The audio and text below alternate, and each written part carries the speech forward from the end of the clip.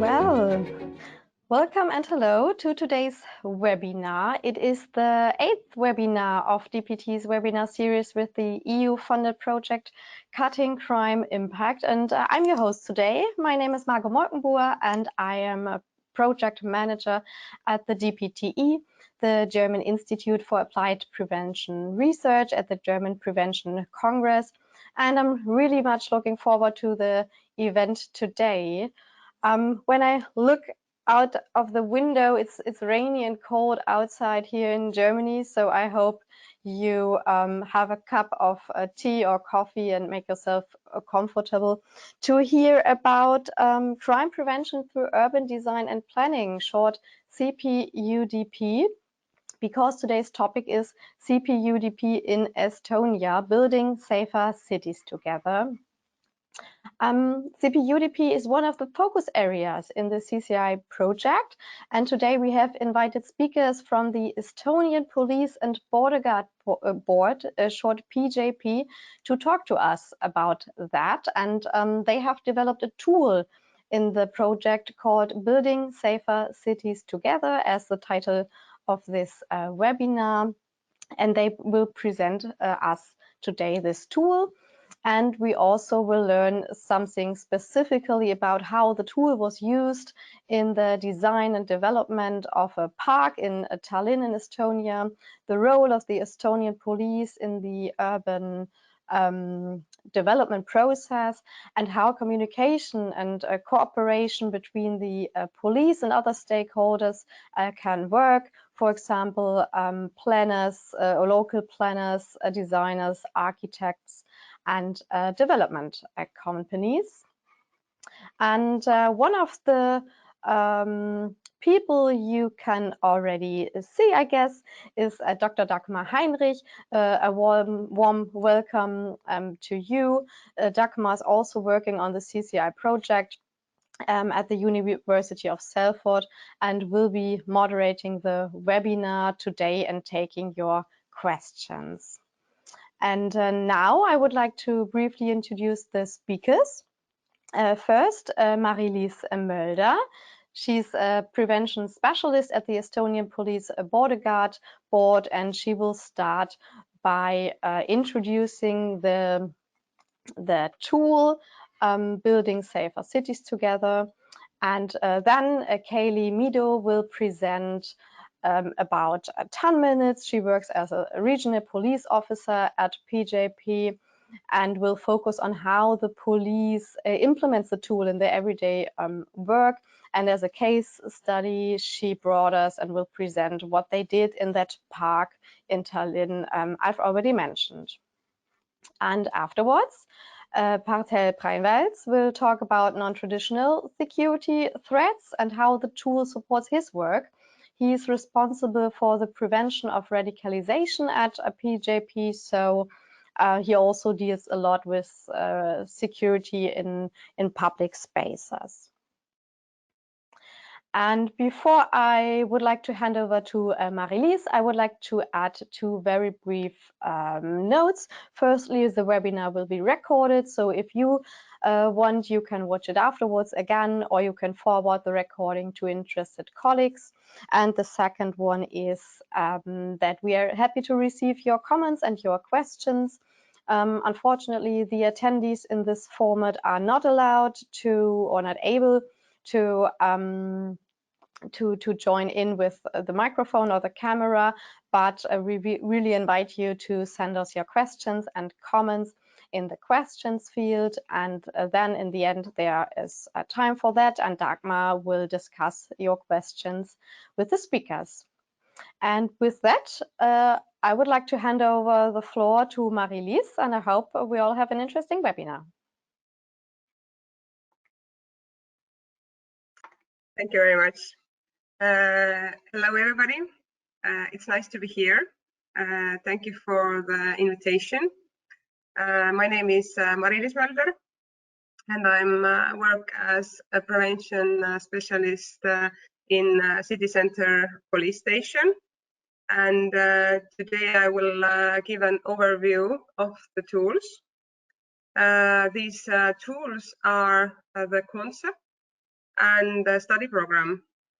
Concept is agreement to clarify the role of the police, and study program is solves issues of competence. The concept describes the rules and principles of cooperation to increase effective prevention work and how to be a good partner for others. The concept is useful for those who are working as community police officers who can speak about urban planning prevention. And it gives general management guidelines, but also practical outputs. Concept vision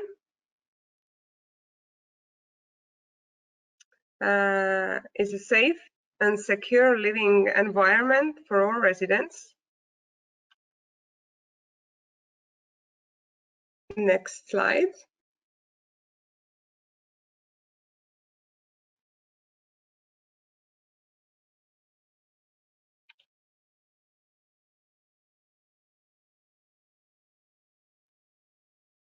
I can see only the first slide. Yeah, thank you. A concept vision, a safe and secure living environment for all residents. Mission, working with partners and communities to prevent crime.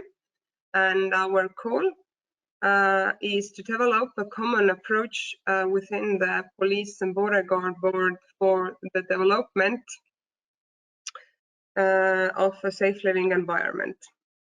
If we're talking about the crime triangle, we often focus on the offender and the victim, and we forgot the importance of the location or place. We forgot how the place promotes crime, and the environment is one of the factors that can raise the crime. To prevent the crimes, police has to be a security expert and professional partners creating a safe environment. Next. If we try to fix an environmental issue, we need to think about these 6 accepted aspects of security, which now you can see on screen. Next. Police role. Police involvement is essential to ensure the security of already existing areas where the police play a role as security expert in areas and buildings in need of redevelopment. I think the most important thing to point out is that first police have to notice the problem to solve it. Good planned area can reduce the occurrence of crime and people's sense of fear.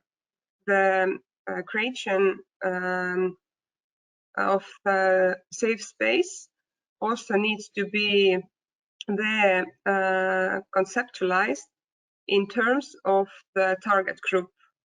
Therefore, public space should be assessed from the perspective of different type of users. In Estonia, usually cooperation started by police worker or local government. In concept, we have a good plan, which are police activities.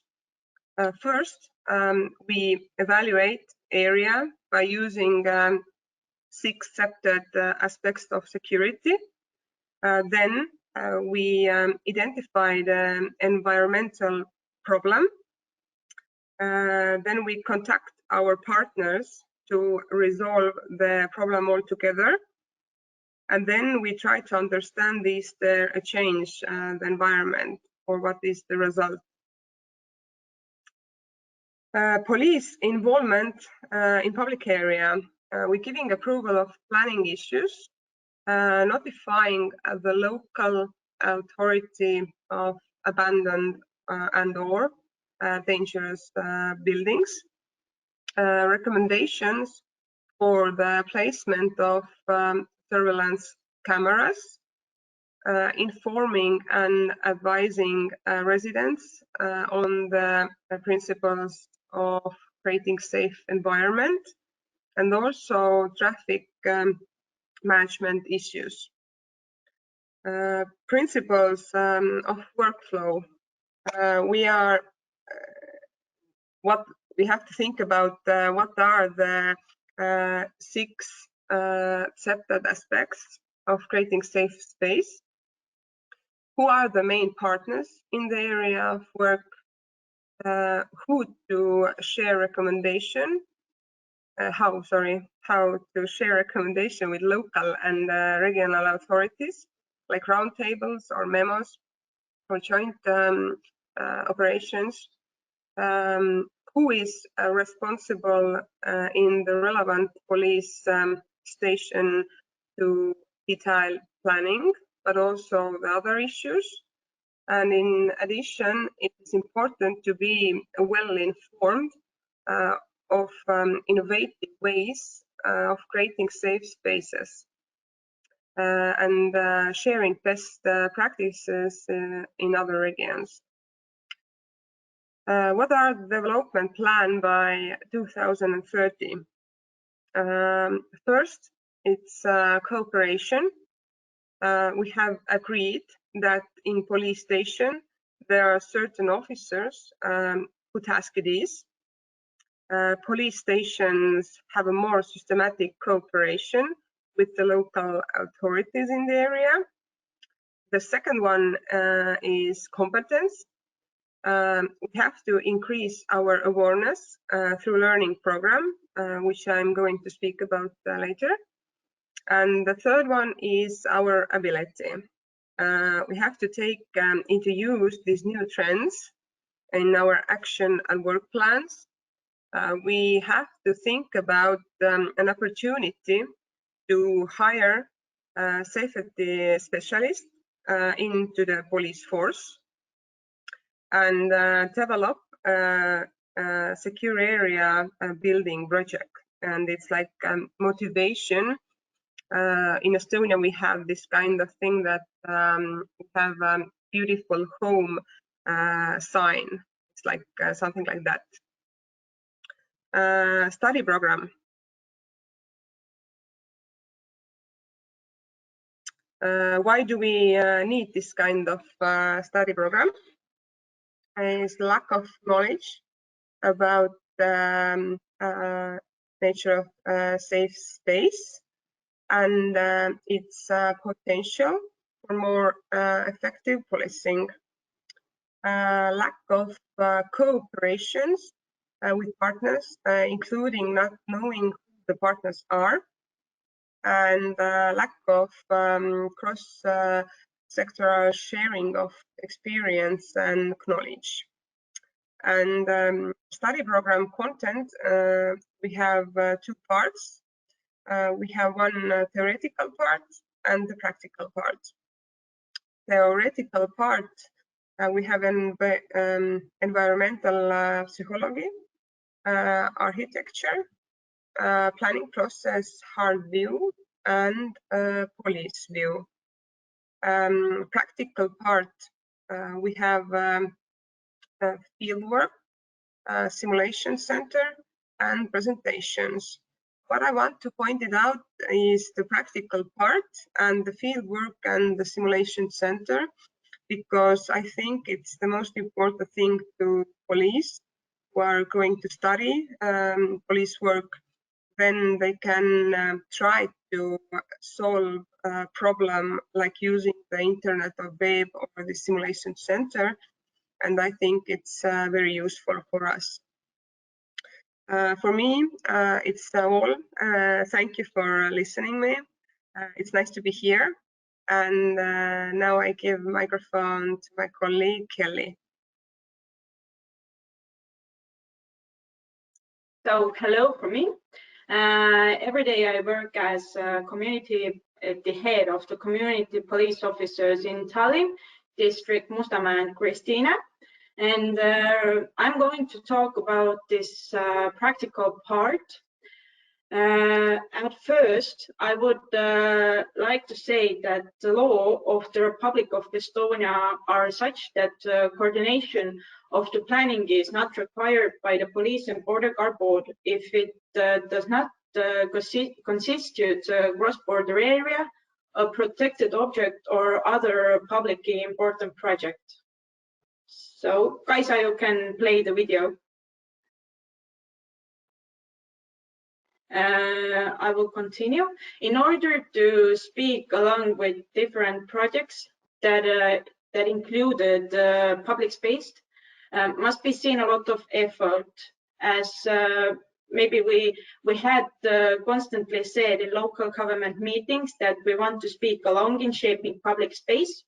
And after long continuous meetings, they ended the way that now we can be a part of building safer cities together.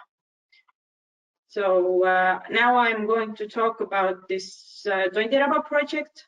Right now is playing a video, which you can look, and I'm just going to speak along with it. In this project, police was involved as security experts.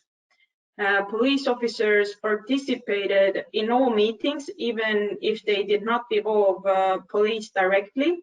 It was important because the police knows people's behavior habits and can speak along almost in every topic. So yeah, I think it is really important to know people's constant movement or daily behavior habits while creating these public places. The main problem is people who like to consume alcohol in the public places, and that was the one goal to reach. In addition, you must also take account people with different hobbies. For example, both pedestrians and cyclists were earlier using the same roads for sporting. The moving directions were not splitted, so there were many misunderstandings among people, and they had to be really careful while sporting on the road. There was also a problem with the barbecue platforms, which were between the houses. It is important to emphasize that there is no distinction that a person lives in town or a countryside. Generally, however they want to barbecue, they will choose the comfortable place for themselves. Now in this park, there is possibility to provide people an opportunity to barbecue while knowing that the police and the rescue can easily provide assistance if it is needed.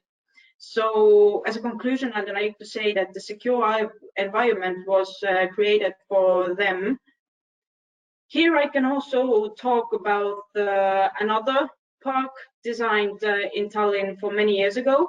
The forest park is in the immediate vicinity of apartment buildings, and many different age groups spend their time there. This is one place where people can enjoy nature in the city. At the same time, there are sufficiently limited landscaping, created barbecue places, the local government security patrols and bicycle patrols of the police are involved in summertime. For ourselves, as a surprise, it is one of the most peaceful parks because people do not interfere with each other, and they can find the most comfortable place for themselves. And as you can see on the video, the various platforms are planned to close proximity to residential buildings. For previous experiences, we have received almost every night complaints in some areas, which have been linked to a violation of the peace at night. For example, someone plays basketball, football, or rides a skate park with skateboards. When police gets there, it has appeared that young people just spend their time without violating the laws. And now around the park, there is a so-called green area, which was planned to suppress the noise for the park in order to reduce the disturbance to the nearby residents.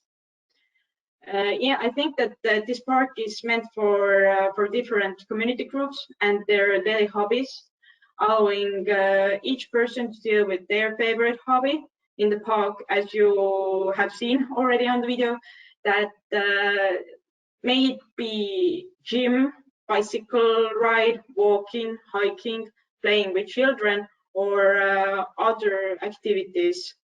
And also, I would like to say that one of the simplest ways to make sense of ownership is considered to be installation of the cameras, but it does not hold off the offenses. The bum sees the camera and goes to another place to finish his or her work. However, it is great for the fact that the clean camera shows who vandalized or stole something, but it is also to emphasize that the whole environment should already be proactive in itself. So next slide.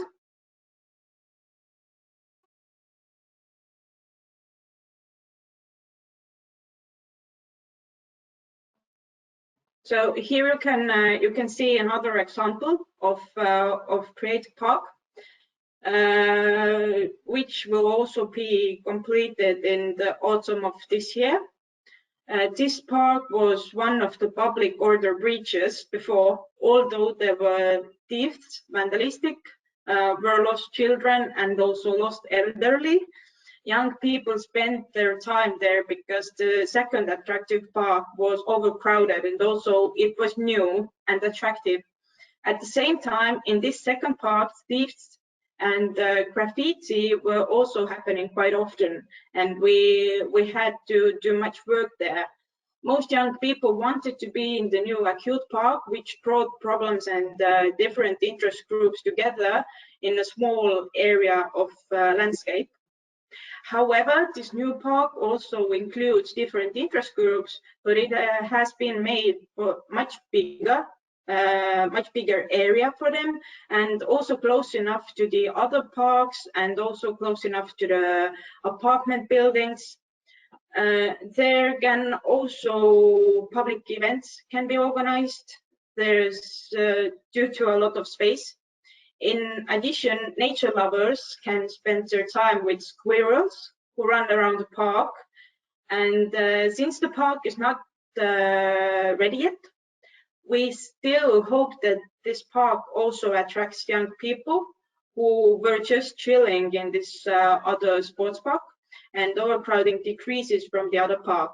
However, it must be also be taken into account here that these problems may be transferring from one place to another, so we have to keep our eyes on that.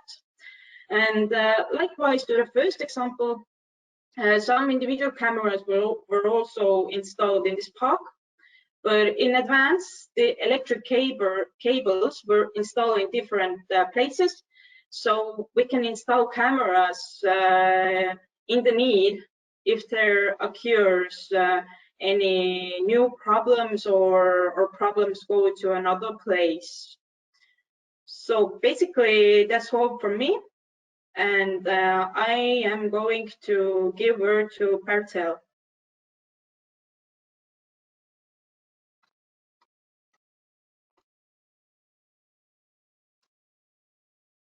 So thank you so much, Kelly and Mari-Liis, and good afternoon to everyone from my side as well. It's a great honor to be here.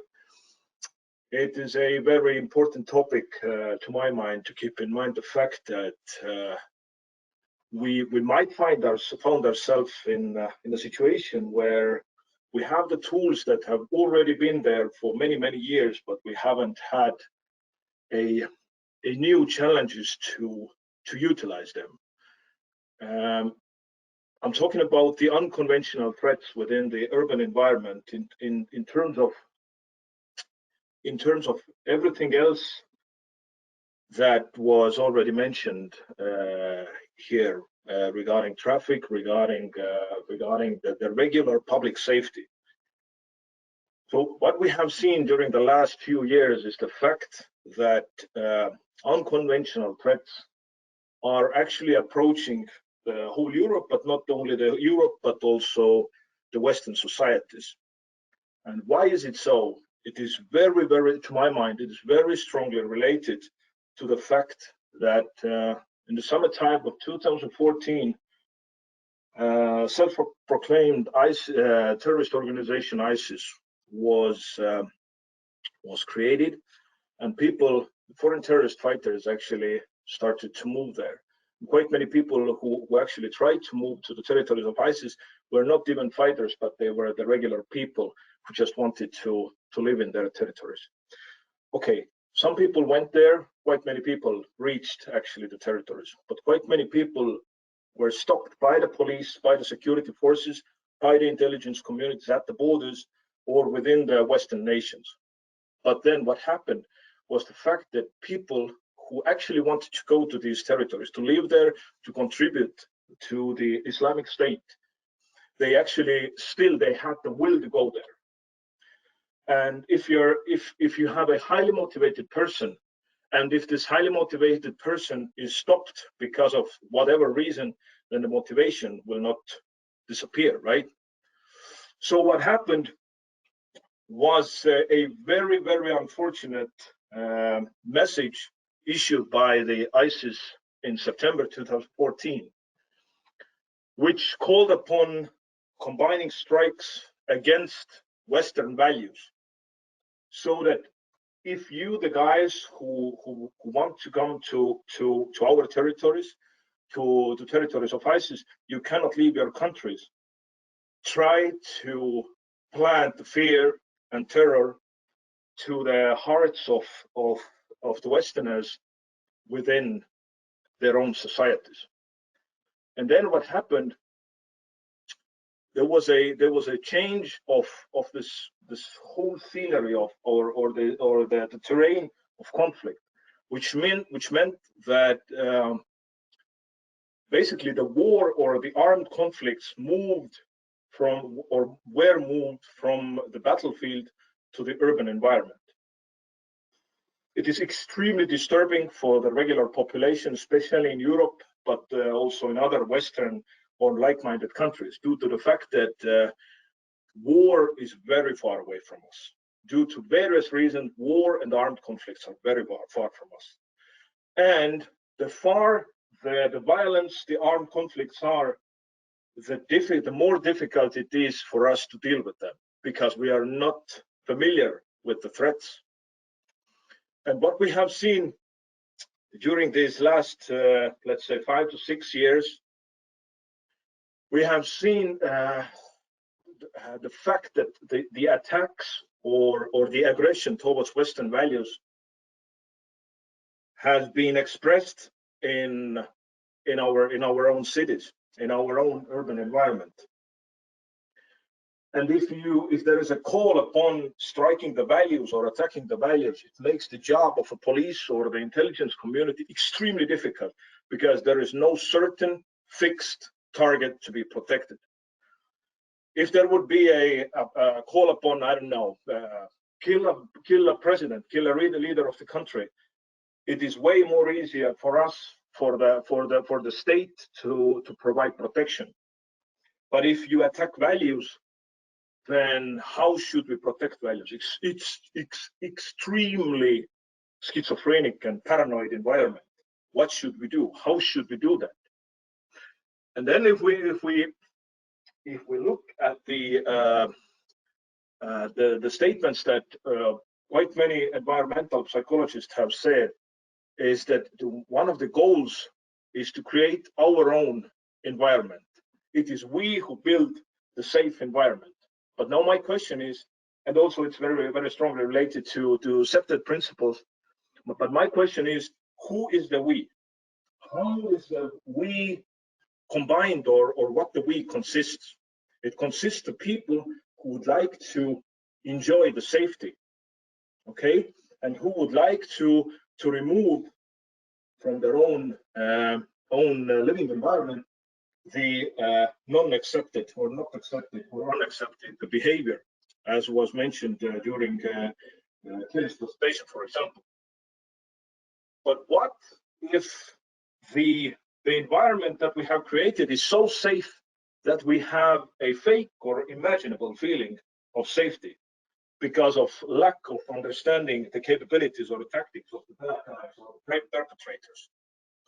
So that it seems that, for example, the new parks, the new avenues, the new parts of various cities seem so safe because they are so modern. It gives you the impression that it is so safe. It is so safe because it's new. There is enough street lighting, enough high-tech solutions. And I truly agree. The regular crime is definitely lowered in these areas. But if we keep in mind the fact that there are also unconventional, irregular crime, then there's a whole different story. So conventionally safe environment may not guarantee safety and security when unconventional threats occur. And if we create something that is very important for us, we all want to contribute to some of the to the parts of our city or wherever we live in. It is ours. But the bad guys, four or opposite four, like I like to call them, the opposite four or the bad guys, they would like to point their tip of the spear to the places which are very dear to us, which are very symbolic, which are extremely important in terms of creating the overall understanding of safe and secure environment. So what happens is, from one side, we have a very united and strong community. We have created a symbolic locations, areas where we really like to spend our time in, and regular crime is very low there.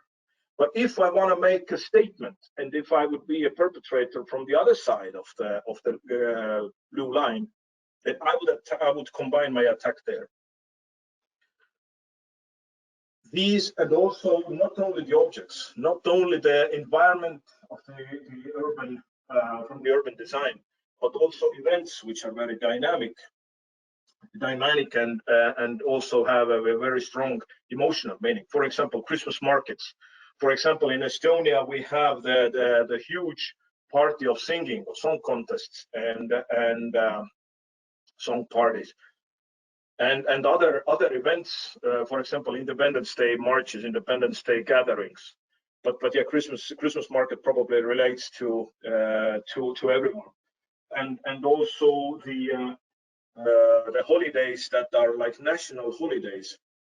Usually, a lot of people gather in urban environment. They are very their safety level or vigilance level is very low because they are happy. They are there to party, but it is extremely good target to attack. And then you have to think about the countermeasures. How many police units you should deploy? Okay, this is one side of the story. How many police units you can deploy? But the other side of the story is the fact that we have to know that these events might be a problem, and how to deal with that. Because what we can do easily, we can garrison the whole city. Okay, not easily, but we can think about the way that we will garrison the whole block of a living quarter in order to protect the people who have been showing up for the party. Okay, but this also sends a signal to the other people that live in the society, and the signal is we have a problem here. We have a problem. And the only way how we can protect you is to garrison up or fortify some of the living blocks. But this is not a very good signal to a relatively peaceful environment and society. Also, not only the events, areas or blocks designated to certain diasporas. For example, in Estonia, a very good, and I know that in all of the countries you have or the societies, you have the Jewish diaspora.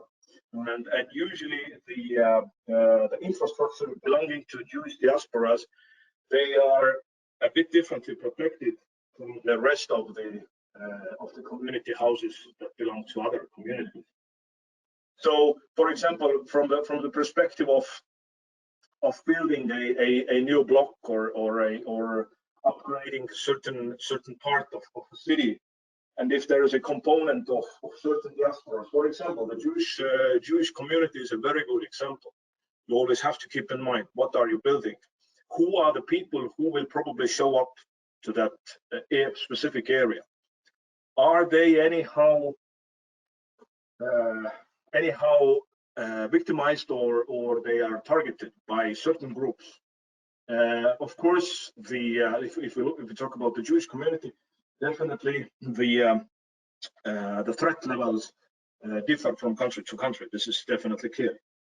But this is one of the good examples that from one perspective, we are just building a very modern house, very modern structure, very modern. We upgrade a building, but from the other point of view, we have to keep in mind that these guys or a certain whatever diaspora X might possess a threat by itself, or they might be targeted.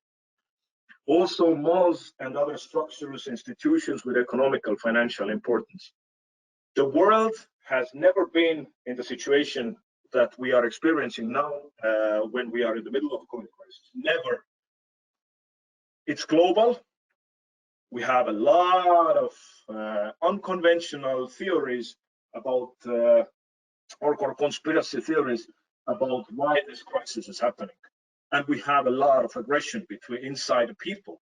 And we have a lot of ideas that are not necessarily peace supporting.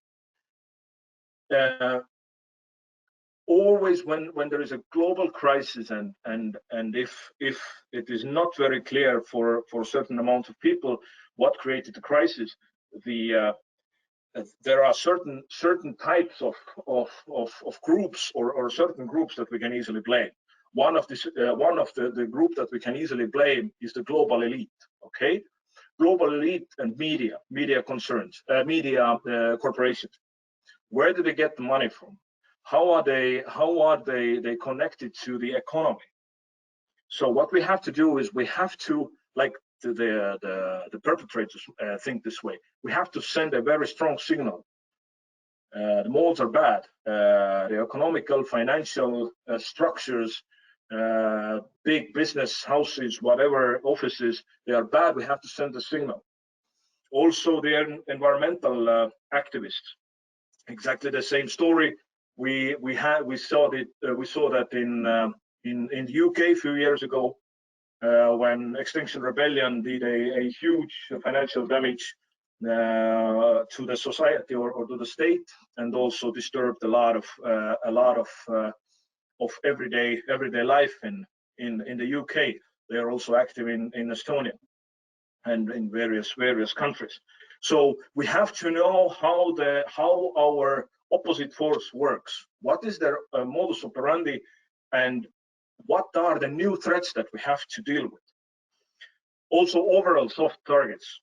We know the very disturbing fact of extreme violence in school, for example, shootouts and so on that quite often happen unfortunately in the US.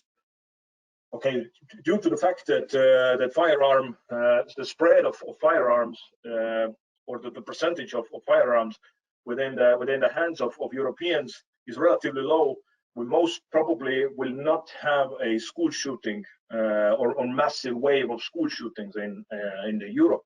But what we have to be ready for is definitely extreme violence, possibly leading to death in schools. So how should we create the environment that if we know that this threat exists, how can we contribute to the fact that how can we contribute to the upgrade of school infrastructure so that it will not disturb everyday life of the people who go there, for example, the pupils and the rest of the staff. Because if we make it extremely safe, extremely hardened target, then it is not necessarily or definitely not the place we every day want to spend our time in, because it looks like a garrison, it looks like a prison. And this is definitely the thing that we don't want to achieve. But again, sports arenas, parks, bridges might have a value of symbolism. If this thing is attacked, then definitely we might have a problem within the hearts and minds of peaceful society. The events that I'm talking about, or the attacks, or the incidents that I'm talking about, are definitely not the ones that happen every day. And this makes this job or this perspective sometimes extremely difficult to sell to people, or convince people that we have to see another perspective. Why? Because by origin, by their nature, these events are the ones that are very unlikely to occur. Very, very unlikely.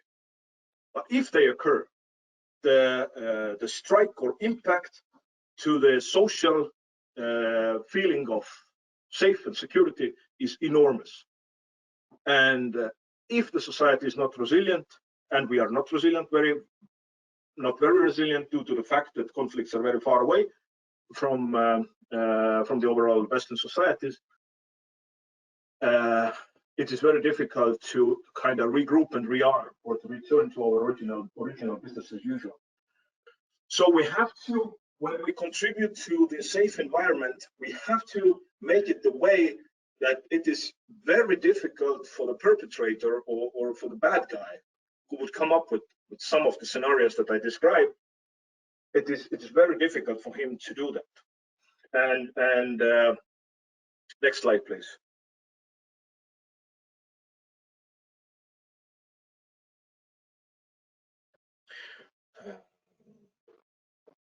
Just a second.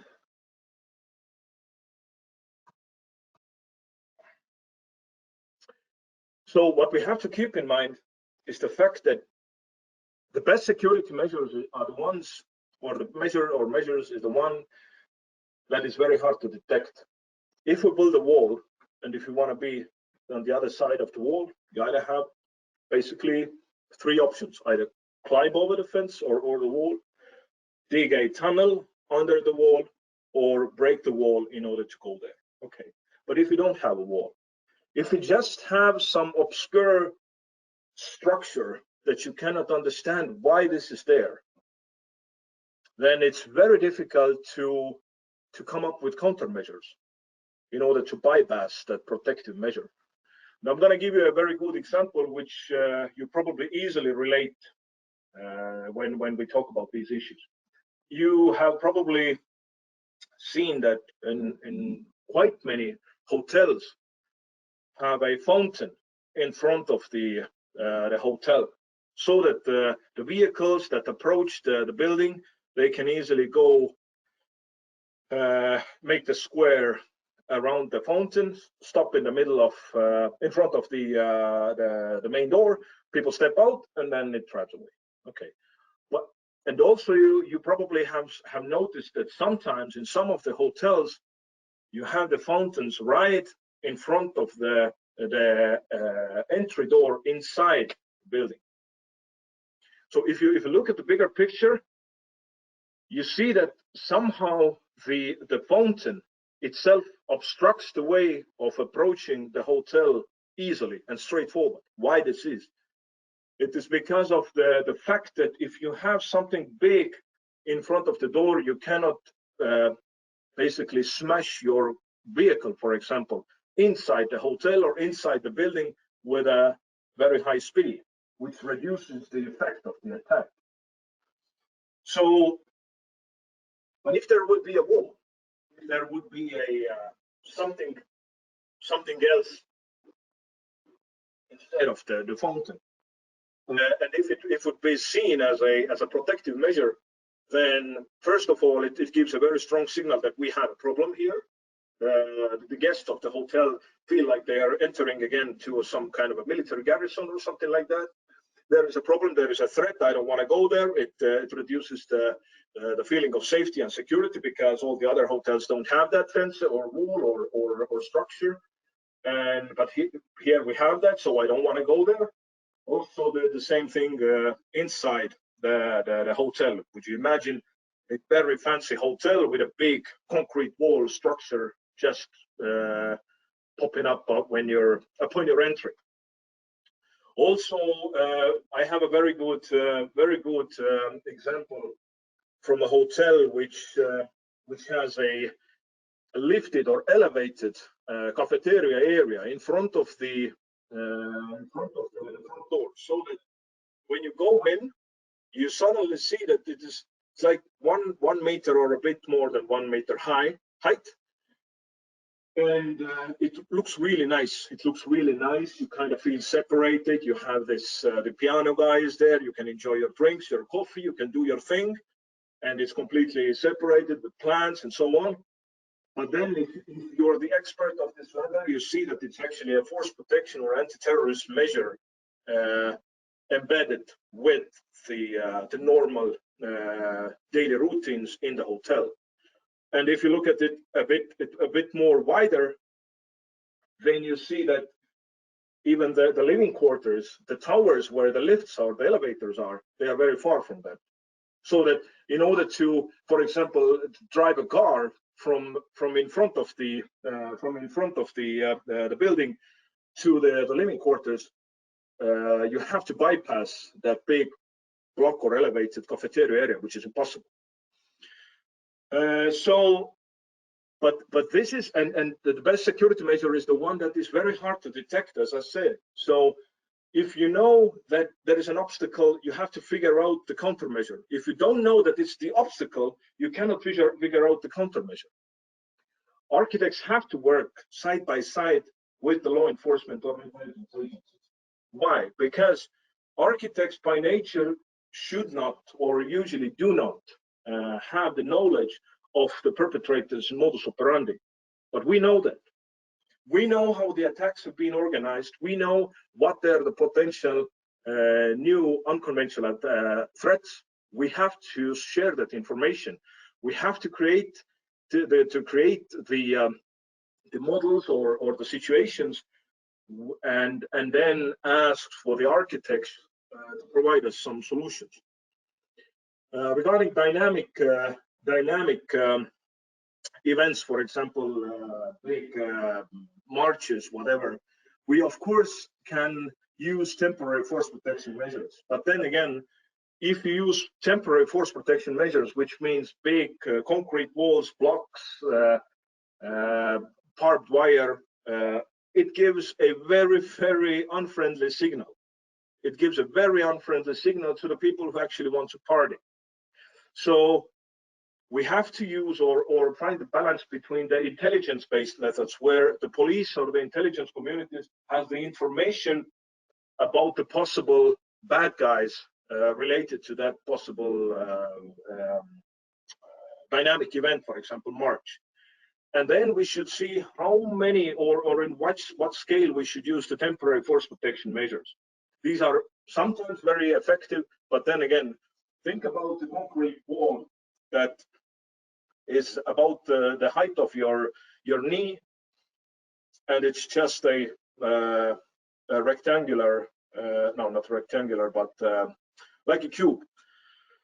And now think this way: if there is a big truck taking away your trash, and if this cube is not anchored to the asphalt or the ground, which usually is not the case because they're temporary, do you really think that this small cube, maybe with a weight of 500 kilograms, maybe 1 ton, actually stays there when there is a truck of the recycle truck or the trash truck which drives against it in, let's say, 50 kilometers per hour? Probably not.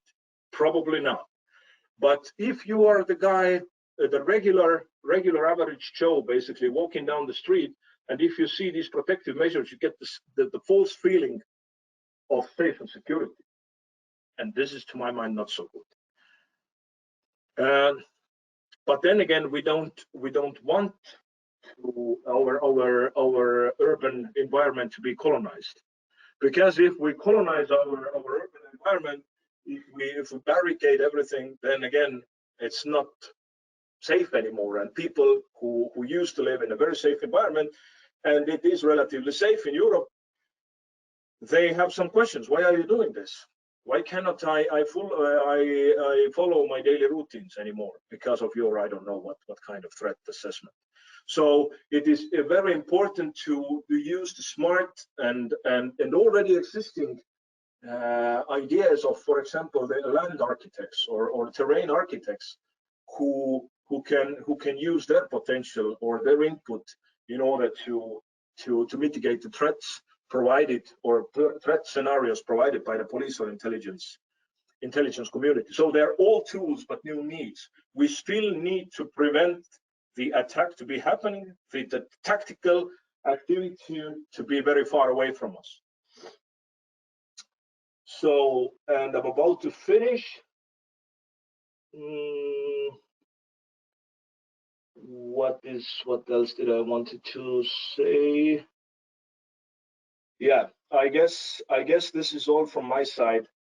I hope this gave you a bit of a new perspective to the safe environment, to the creation of safe environment in urban circumstances. Thank you so much. Thank you so much, Bartel and Marilise and Kelly, for your presentations. I'm sure the attendees will agree that you've given us a really varied view of your work using CP-UDP in Estonia, from your development of the Building Safer Cities Together tool to how it's implemented in the design of wholesome public spaces such as Tallinn's parks, to protecting your citizens from possible harrowing non-traditional threats. We've got quite a range of questions from the attendees. Marilise and Kelly, would you like to join us again? One of the questions was regarding your tool. You've obviously successfully developed your tool, created it within the Cutting Crime Impact project.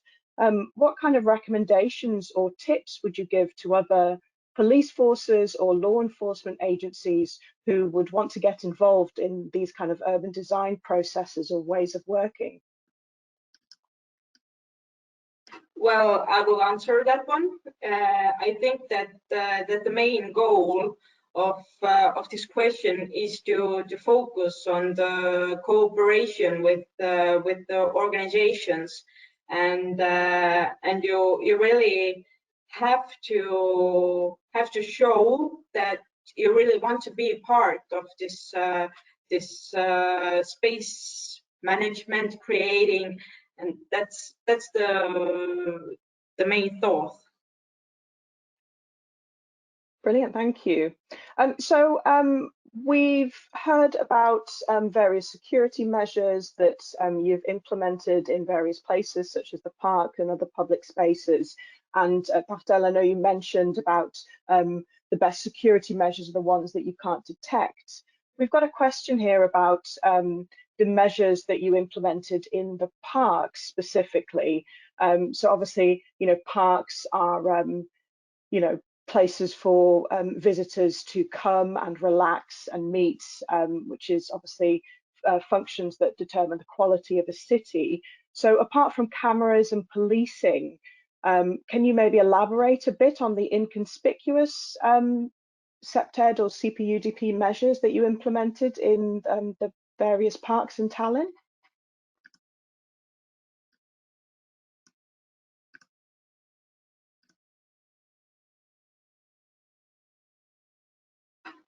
So maybe Dagmar, can you ask the question again?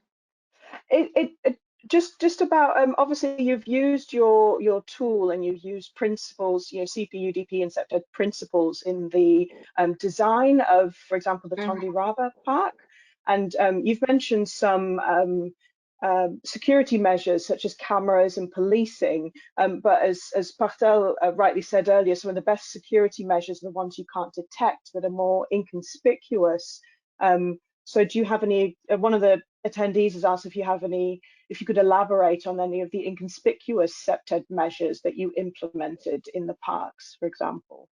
Well, I would like to say that that you already have to create an environment that way that is proactive in itself. You should already think about the things that may happen in there, people who go there, what they are going to do there, and you have to think all about it when you are in that process, so you can prevent those activities. Great, thank you, Kelly. What came through in all three of your presentations was not just the principles, but also the focus on cooperation and collaboration with various other stakeholders, such as city planners and architects. As part of your tool, you've developed a study program. Is this also available to your partners, or do you integrate their work in some way in the study program?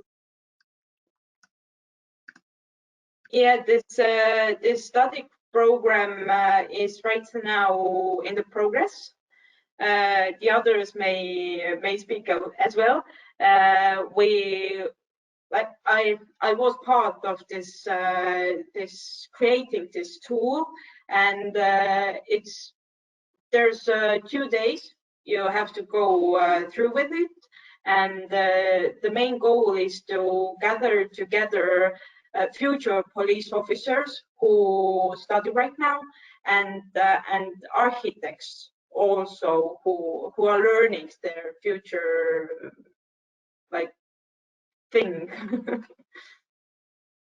Yes, of course. So how has your tool, the Building Safer Cities Together, helped the police really in engaging in the urban planning process? Do you think it's helped not just educate them, but also develop this cooperation?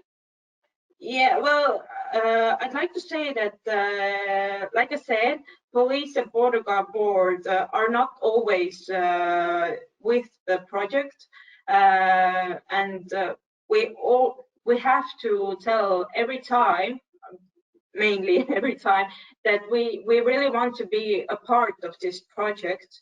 And I really hope that in future, police and border guard board is one of the main aspects, or one of the main organizations with whom to talk about this planning and projects, and how to create a safe environment, and what are the main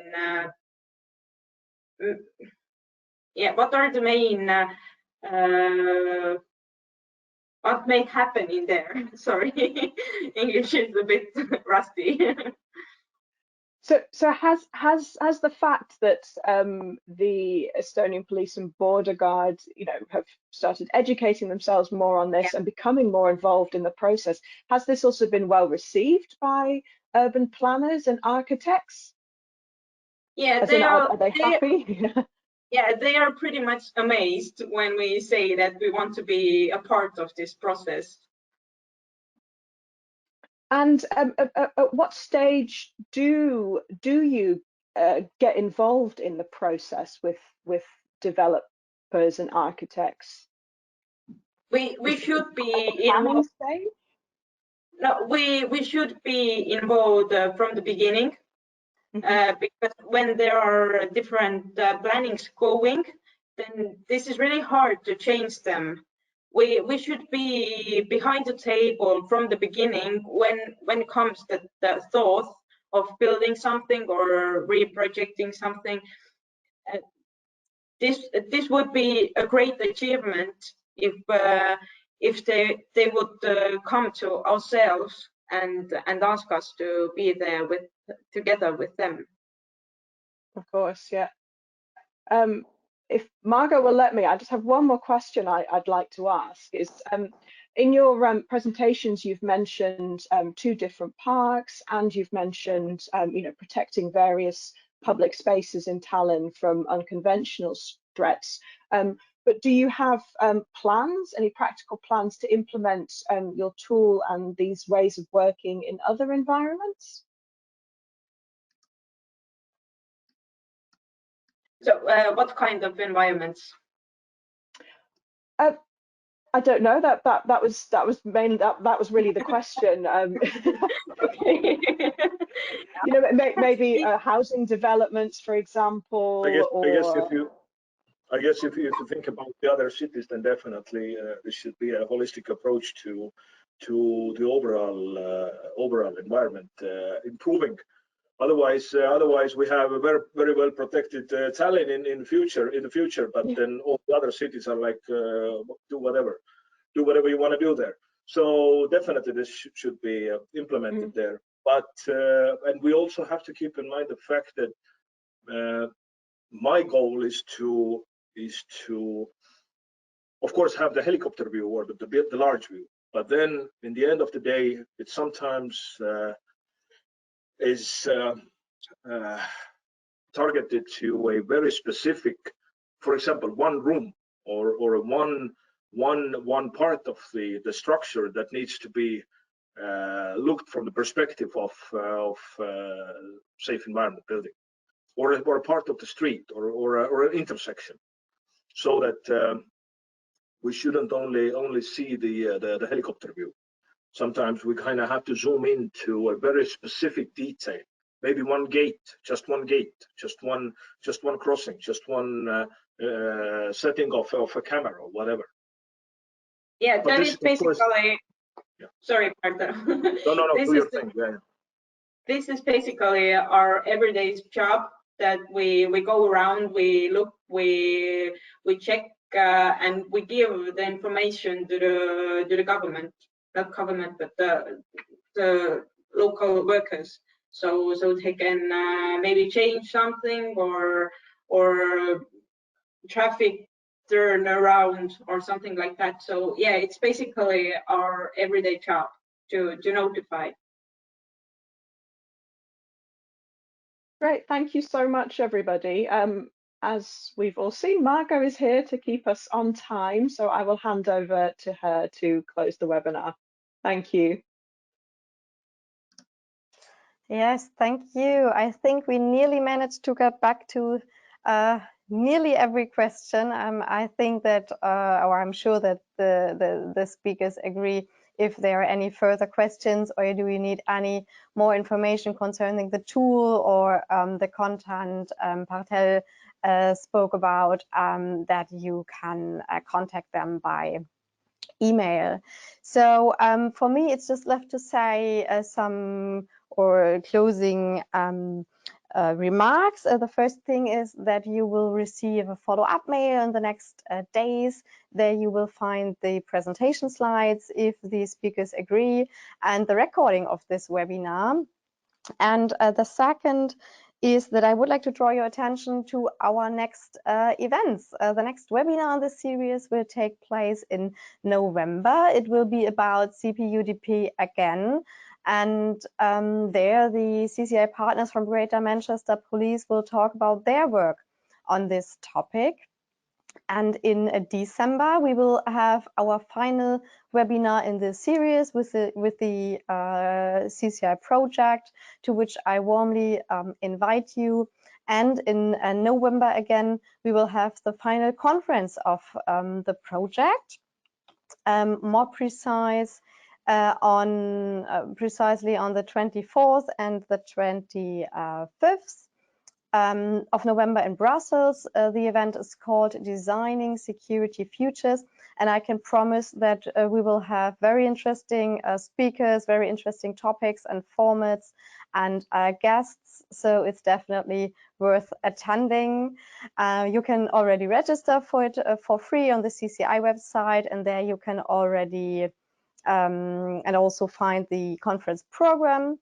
So maybe we will see some of you in Brussels. So thanks to the speakers again. Thanks to Dagmar for moderating, and to the attendees for joining and making quite a lot of comments and giving us some questions for the discussion in the end. So that's it for today.